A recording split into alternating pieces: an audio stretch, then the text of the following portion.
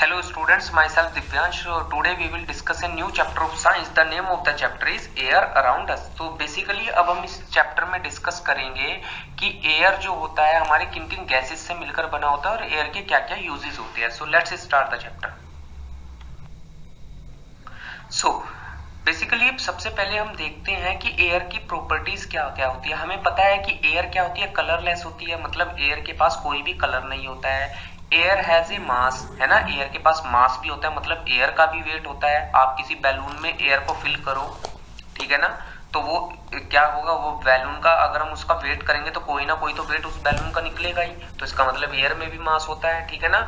ऐसी air occupy space, space को भी ऑक्यूपाई करता है. आप बैलून का ही जैसे एग्जांपल अभी मैंने दिया है आपको, बैलून में जब आप एयर को फिल करोगे, उस बैलून को कहीं पे भी रखोगे तो बैलून जो होगा वो जगह को घेरेगा ना, तो इसका मतलब एयर क्या करती है, स्पेस ऑक्यूपाई करती है. एयर डिजोल्व इन वाटर, मतलब कि एयर जो होती है वो पानी में भी डिजोल्व हो जाती है, ठीक है. अब हम डिस्कस करते हैं कॉम्पोजिशन ऑफ एयर. एयर में कौन कौन सी गैसेस होती है. देखिए याद, ये आपके पास एक डायग्राम शो किया गया है कॉम्पोजिशन ऑफ एयर का, ठीक है.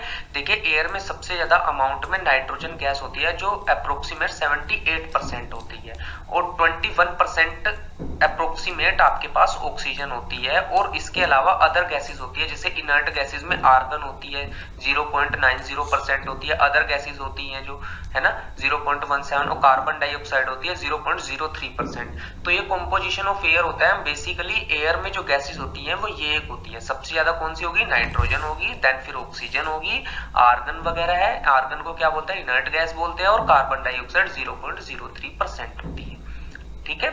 चलिए अब हम नेक्स्ट डिस्कस करते हैं. देखिए इंपोर्टेंस ऑफ एयर की बात करेंगे कि एयर की इंपोर्टेंस क्या क्या है. आपको पता है एयर सांस लेने के लिए, ब्रीथिंग के लिए बहुत ज्यादा जरूरी होती है. एयर प्लांट को फूड बनाने के लिए बहुत ज्यादा जरूरी होती है ना. और किसी भी कोई बर्ड्स है, जो बर्ड्स को फ्लाई करने के लिए एयर की बहुत ज्यादा नीड होती है ना. तो एयर की इंपोर्टेंस आप इस चीज से समझ सकते हो. बेसिकली जो हमारी नॉर्मल जनरल लाइफ भी है, हमें भी ब्रीथिंग करने के लिए बहुत ज्यादा जरूरी है एयर. तो सब चीजों के लिए जनरली एयर क्या होती है, जरूरी होती है. अब देखिए, अब ये टॉपिक है एयर जो होती है, जो सोइल होती है उसमें क्या हो जाती है बेटा, सोइल के पार्टिकल में, जैसे अभी पीछे हमने डिस्कस किया, फिल्ड हो जाती है, जिससे क्या होता है, प्लांट्स को ऑक्सीजन, और एनिमल्स को भी, जो हमारे सोइल में एनिमल रहते हैं उनको भी तो ऑक्सीजन की नीड होगी ना. तो छोटे छोटे जो इंसेक्ट्स होते हैं उनको क्या होती है, सोइल में से फिर अच्छे से ऑक्सीजन मिल जाती है, क्योंकि जो एयर होती है वो ऑक्सीजन के, वो सोइल के पार्टिकल में अच्छे से क्या हो जाती है, फिल्ड हो जाती है, ठीक है ना. अब एक टॉपिक हम ये देखेंगे, आपने देखा होगा कि जब कोई भी माउंटेनर्स होते हैं, किसी माउंटेन पर, पहाड़ पर चलते हैं, तो अपने साथ वो ऑक्सीजन का सिलेंडर लेके जाते हैं. जैसे ये देखो, ये आपको डायग्राम में शो किया गया है, ये मास्क पहन रहा है ना, ये देखो इसके फेस पर मास्क है, इसके पीछे ऑक्सीजन का सिलेंडर लगा हुआ है जिससे उसे ऑक्सीजन मिलती रहती है.